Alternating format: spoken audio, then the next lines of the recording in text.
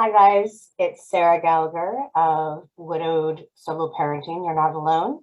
I'm trying a new thing out today. I'm trying to use the Zoom link. I don't know whether this is going live on Facebook or not. I'm going to check really quickly.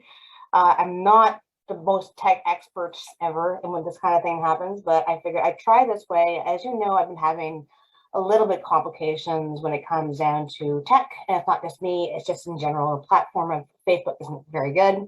I'm trying the Zoom call. I think next time I'm going to do the StreamYard link instead to see which one works better. But as at this point, we don't really know. So we're going to just try this out and see how this works.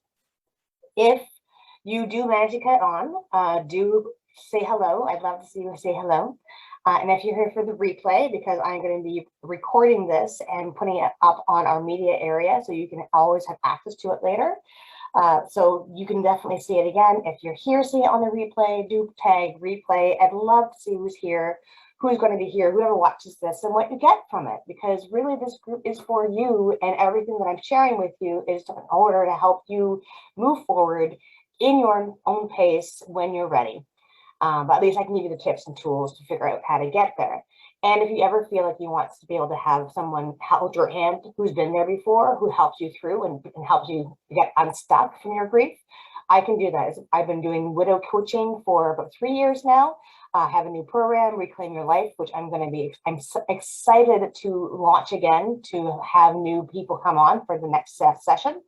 And in the meantime, I am here if you need any one-on-one little meetings that ask me for a link. I don't send you the link, no problem. But going forward, let's continue what we're going to talk about today, which was how the world changes, how you see the world changes once you become a widow. And it's one of those things that you don't realize how much it's really affected you until you are in that situation and we're like, oh, now that changes things, doesn't it? So let's get started. If you haven't met me before, my name is Sarah Gallagher. I am the founder of this Facebook group. I offer group coaching. I offer grief coaching one-on-ones. I also have a blog at www.thedaysarefull.com, along with more information about how you can get in touch with me and work with me. And I also am working on Reclaim Your Life. I got distracted there, which is a program, my signature program, which again, we're going to launch very, very shortly. So stay tuned for that. So now let's go back to the preamble and stop all the advertisements. And let's talk about what we're going to talk about, which is how everything changes, the world changes, and your view changes once you become a widow. So, as you know, I'm a widow myself. I have been a widow for 7 years now, and I have 2 young kids. They are currently now 9 and 5. That's its own separate story right there about how my little family came to be. But that's for later. For now, we're going to be talking about how the world changes from your view. And the first thing I want to bring up is the fact that I know that the first year is really the worst, because all of a sudden your life has crashed down in front of you. You see it there bleeding on the sidewalk. And you're like, okay, now what? Because you really all of a sudden have been thrust into this new life that you've never wanted. Here, have your widow's card, join the club. Great, who asked for this? And all of a sudden, the way you see things have completely changed. You're always seeing things like accidents and people, you drive by them or you walk by them. You're like, oh dear, I'm so sorry. I'm really glad that's not me. I hope they're okay. But now you're in a situation where it's you. You're the one who's not okay. You're the one, and you can't who had the accident. You're the one who lost something very close to them, and you can't ever get back. How permanent that is. But you can't walk away from that anymore, right? You've been hit with a ton of bricks. All of a sudden, your life changes dramatically. And you've got your first real big taste of mortality. All of a sudden, the life you had is gone. All of a sudden, the person you expected to be here for the rest of your life and growing old with and raising your children together is gone. And all of a sudden, it makes you realize, once you start getting into the reality of it, and even in that first year, when you're reacting to things and you can't think properly because you're in the widow's fog, but in that first year, especially because this is such a new concept and you've been hit so hard with it, with experience and truth, that now you are so paranoid anywhere you're looking around. You can see death everywhere. Before you were even looking for it, something that you kind of brushed off and it wasn't very important. It was there in the backhand, and you know everybody eventually dies, but it didn't affect you at all. Now it's affecting you. Now all of a sudden you're like, wait a minute, this death thing is real. Wait a minute, it can happen to me at any time when we're expecting it.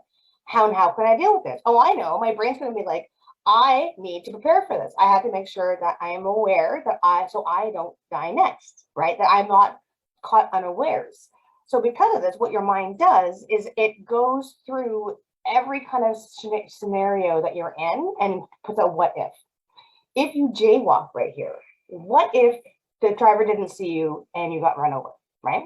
What if you were walking down the street and someone all of a sudden came out and attacked you? You don't know. And everything, all these different other possibilities that happen, and they don't even necessarily mean to be death. They just mean the idea that all of a sudden you can see the worst case scenario in every situation because you were just given the worst case scenario. So now you're kind of reacting to this and you're trying to make sure that you are prepared the next time. If the next time is going to happen, you're going to make sure it doesn't happen again because you're prepared, because you know, because you can see things. You are on it. You are on all the time. You're on not just for you, but you're on for your kids. And you want to be to make sure that you can protect them as much as possible. But at the same time, you can't really be there all the time. And they have to be taking care of themselves to a certain extent. And again, you don't really have control over what really happens with mortality, but it doesn't stop you from imagining what could happen if you were not here. What could happen if they did this? If you, all of a sudden, like because you realize this, it affects your everyday life. And again, that first year is the worst. And even after that, and this becomes the beauty of being a widow, but unfortunately not. There's so much beauty in actually being affected by your amount of mortality and having it attach itself to you and realizing that there is an end to all of this. The flip side to that is because it makes you realize that every moment out there that you're living is a moment that you have been graced with, that you've been granted, and you try to take that until under consideration and be at peace with it and hold that close. Now, again, at first it's difficult to do this because you're just so shell-shocked and you just lost the love of your life and you now have to figure out this solo widowed parenting thing, which no one ever wanted to do, but here you are. So before you can even start thinking or feeling or talking about how you look at the world, you can't even see the world properly because it's all kind of gray right now. You have no vivacity, so you have to live vicariously through your children's eyes. Because your kids, they are much better at living on a dual layer where you have one, they can go back and forth from present to past, from being happy and fantastic with their friends to going into the morning and crying or just being one away for a while. They're just the way they work. It's beautiful. It's beautiful because they breathe their own way, and we have a completely separate topic on that. But in this case, the reason why I bring it up is the fact that you know that the only way you can feel life and happiness and vivacity, that life force again, is through the eyes of your children, because they will feel that, because they can and you can't. So your children will be your lifeline. They will be the people that you look at the world through. And it's the only way you can look at the world with any kind of rose-tinted glasses, because it's through them. It does get easier. It does get better. And as I mentioned, as you go through this, you become more at peace with the idea of mortality. You become more at peace with the fact that you have no control over what could happen.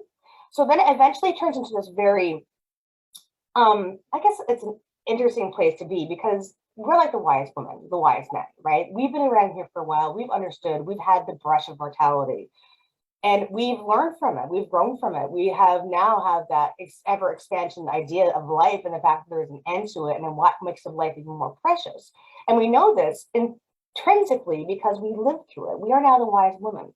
But now it's our job to be able to be vocal with it and be okay with it, yourself to sit with this, because this is what we're going to have to bring to the world, because they need to know that this is fine. This is okay to grieve. It's okay to feel this way. It's okay to see the world through different eyes. When you've gone through that situation with mortality and you realize that your life could change in an instant, like yours has, It means that when you're out there, you see the individual glories in the moments. And maybe you're not there yet. Maybe you're still too much into the very beginning parts of your grief. Or maybe you're angry. You're so angry at the world that you can't see the glory yet. You will get there. You will get there because everybody does. It may not feel like it. You might feel like you're the only person going through this. But I promise you that there is someone out there who understands your exact situation. And if not, then you have a whole bunch of people here who, for the most part, are going through the same things that you have, and we get it. The wonderful thing about being able to be a widow, and you have to say wonderful because there's not very many wonderful things out there about being a widow, is that we are graced with the foresight and the hindsight to see what beauty really is and what life really is. And once you get to the point where you're happy with that, then you can live in the situation where you're looking at the world in an all-encompassing way. And let me explain what I mean by that. Let's go back to the example of jaywalking across the street, right? I could say, I could jaywalk here. I couldn't, but look at that. There's a crosswalk half a block away. Is it really worth me risking my life? Because really, when it comes down to it, the worst case scenario, that's what's going to be. You're risking your 30-second walk away, saving that 30 seconds for maybe crossing the street, right? So let's take away some of the risk from that. What's a better situation? Okay, I'm going to walk half the block and take the crosswalk and make sure that the cars see me and they stop before I cross. I am ultra aware of this. I've always been ultra aware, but especially now with my kids, I make sure I enforce that because I know why that's important.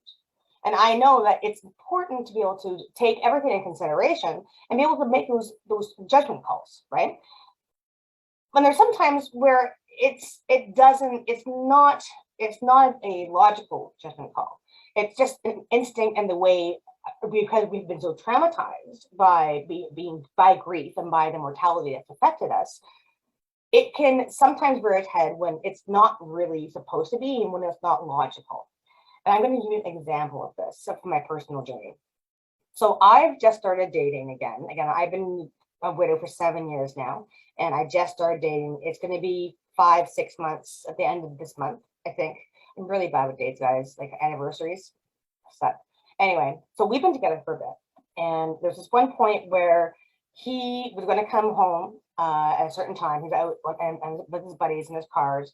And he neglected to text me on the wedding when he was going to go be in his car on our way home. And he neglected to tell me that he's going to be a little bit later than expected because it wasn't that big a deal of it. I knew that he was eventually coming home at a certain time, probably in time for dinner, but he never followed up on that. And for me, it was a big deal.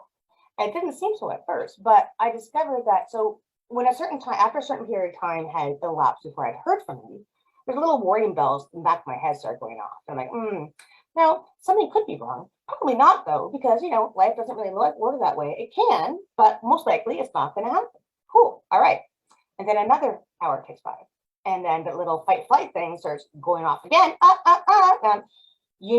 There could be a possibility. If the risk of it actually being possible is now even more likely to happen because it's in 1 more hour. And I'm like, okay, it's all right. It's all right. We'll calm.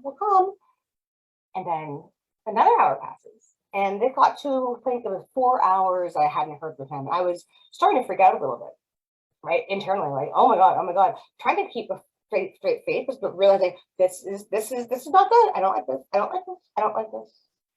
And I talked to him about it.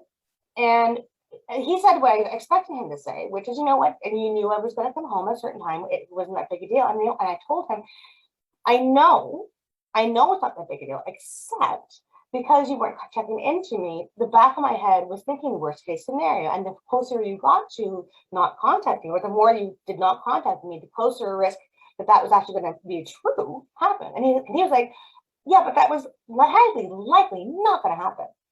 And I was like, I know that. But I also know that mortality can strike you when you're not expecting it. It is highly unlikely, yes. But there is still a possibility. And because there is a possibility, I will now automatically go to the worst case scenario. I won't jump to it. Obviously, it took me 4 hours this time before I got to that point, which isn't a very long time. But this just shows you how deep down that is, right? You're going to be dealing with that push me pull you feeling of here's life and here's death and being aware of everything, but being a little hyper cautious or hyper aware of this, of mortality and things that could happen, because it did happen. And prove me once, prove me twice. You don't want to be stupid, right? You want to make sure your human nature is to make sure that you are okay no matter what the situation, even if you can't predict it. So there we go. There's my little story about what happened. The other thing I wanted to bring up, the fact that the way your life changes, you view the life changes too. Let me start that again. I'm going to cut that from the video if I record this.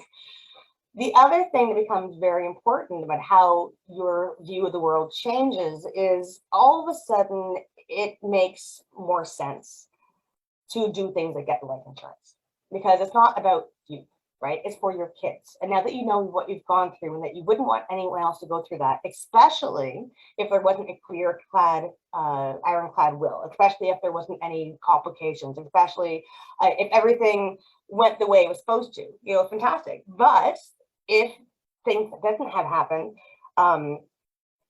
you don't know what will happen to you, right? You have no predictability of what's going to happen. And because of that, because you know that, because you just experienced it, now it's very important, it's even vital that you go get life insurance. Not for you, for your kids. Make sure that they are okay. You could get life insurance for your kids if you can. You can also get other health policies, and you get other investments as well. Absolutely, absolutely. I'm not telling you what to do with your money, except invest in getting a will, invest in getting life insurance, invest in making sure that everything's set up so if the what ifs happen, that their kids are okay, right? You now understand why that's important. If you haven't done this, say hashtag not yet. And if you put down not yet, then I will send you an information with two of the people I know who are very good at helping you figure that out, the life insurance thing, because I went through it myself. Because I realized it was very important for me. It wasn't really important until recently, which is stupid, right? Like, I've been a widow for 7 years. How come I haven't done this yet? Because, life. And that's not a good next excuse. And if I'm saying it's not a good next excuse for you, then I gotta live by this too. So I just started to try to get a life insurance policy for myself. Okay, so the other thing that brings into this too, and this is another personal story, is that because I went through the life insurance, they had to do some tests on me, right? They had urine, they did my blood pressure, they took my blood, and they went away and took a couple weeks to get the results back. And I just heard back from my financial advisor today, and she said that I was declined. I was declined to get life insurance because of the results. And of course, like, she's like, there's no big deal. I mean, it's changing lifestyle. We'll try again another year. Maybe it's just what she said was fatty liver, which apparently is when you have enough alcohol that it's actually have more fat in your system than in your liver, or kidneys, liver. Oh my God, I'm horrible. Anyway, fatty liver, that's what it is. And I do drink, so that could be it. It could be not that. It could be something else, entirely not related. I don't know. But because now I know that there's something wrong, so the life insurance is going to send me an email. I'm going to send that to my doctor, giving them release information. Yes, you're allowed to do this. The doctor's going to get back to them. They talk. Eventually, my doctor's going to sit me down and let me know why exactly I was denied from life insurance. And the reason why I'm bringing this up is because even in that case, kind of scenario, my thoughts go to the worst case scenario. Again, I can't help it. It's not real. It's probably not going to be real. It's probably be fine. But because I'm trying to prepare for it, my brain's like, okay, what if it's this? And I remember that when they came here to do the test, I was thinking, oh shit, like, what if they come away and I find out that I have some kind of disease I didn't know I had, or only knew now because they took life insurance. They did all these tests for life insurance, which, again, this is, it kind of scares me because there is a history of cancer in my family. My father actually died of cancer. It started off with prostate and then moved into the bone. And he died 6 years ago, so a year after my husband did. But he lived with cancer for a good long time, like over a decade.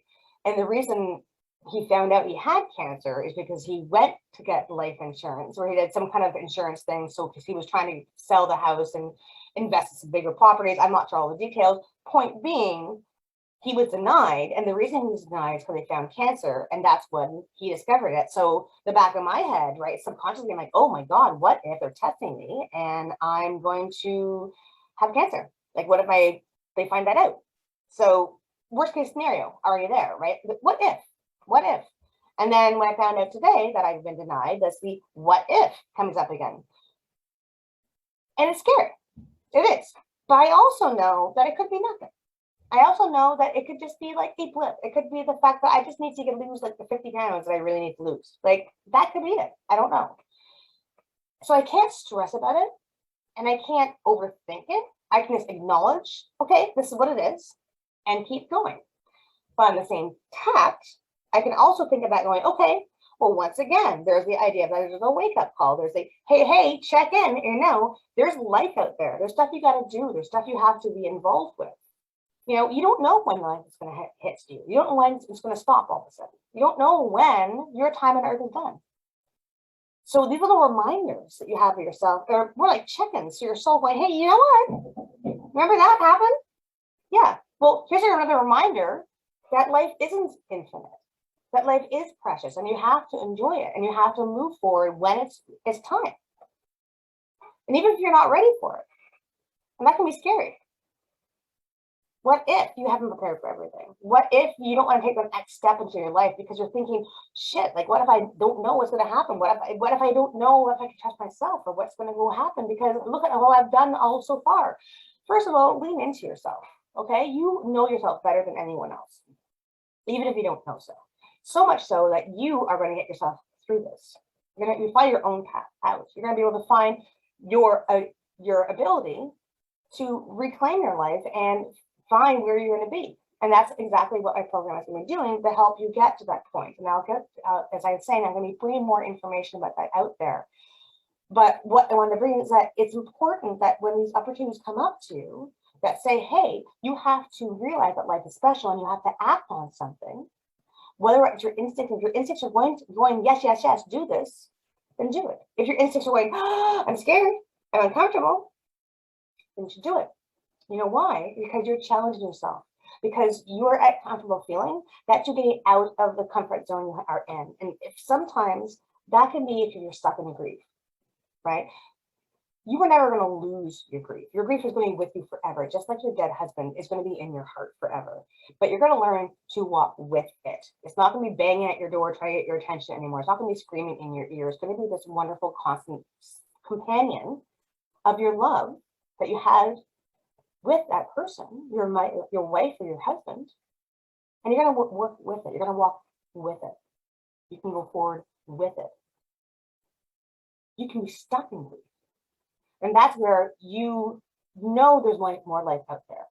You know that there is more you can give. You just don't know what that is. You don't know how to get that. You don't know where to find the energy or the excitement, but you just know you need to get there. You need to get there for yourself. You need to get there for your kids.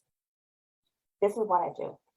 I help take the widows who have really been newly birthed into this new role, which is this, I don't know what I'm doing, flailing infant thing, but still has like this brand new role, and you're still expected to do more than the work you ever had before and more of the responsibility than you ever had before on your own. It's tough. And now you have to figure out how you are going to get forward. This is what I do. And this is why I do Reclaim Your Grief. And for the sorry, there you go, that's something slipped there. That was a spoiler. So there's Reclaim Your Grief, which is when for your first 6 months to 1 year. I haven't launched that yet. There's Reclaim Your Life. And that's been my big program that I've been working on, and I want to be able to launch it again to you in 2 weeks' time. You'll be hearing more about it. But basically what it does is the idea of you learn how to rebuild on your own, knowing that you know inside what's inside you, but don't know how to get that out, what your journey is. This is what I do. I help draw that out of you. I'm your mentor to hold your hand to figure out how you're going to get there. And I have actionable steps for you to get forward. And even more than that, I have compassion, I have empathy, because I've been there. I'm not a counselor. I'm not a therapist. I'm not there to hold your hand and say, I'm so sorry. because you've had enough of that. If you want action, if you want to know how to make your next steps forward and live life again, but you're scared and you don't know how, but you just know you need to, we need to talk. Okay? If you're interested in knowing more and want to get more information about it and get part of the pre-launch information event, whatever is happening, I'm working off the fly right now. This is not a recorded or pre-recorded, pre-written spiel off the cuff. I'm going live. This is me being vulnerable. This is me saying, hey, like, this is what I'm doing. Point being, all of this is to say that you have been changed fundamentally the moment that your loved one died on so many different levels. This is just one of the things that we talk about in the program, but in this particular sign, this is how your view changes. It changes for the better, for the worse, and really just by what life is, right? You guys got this. I get you. And if you need me, I've got you too. Just give me a DM. All right, guys. I will put this up on our media center. And I don't know if this went live, but that's okay. Technicalities. I'm figuring things out as I go along. Bye, guys. You're not alone. Love you.